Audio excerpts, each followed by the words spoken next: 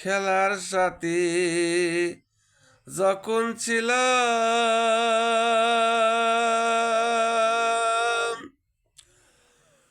রাবণ হইয়া কাছে রইলাম, সেই কথা কি মনে পড়ে না?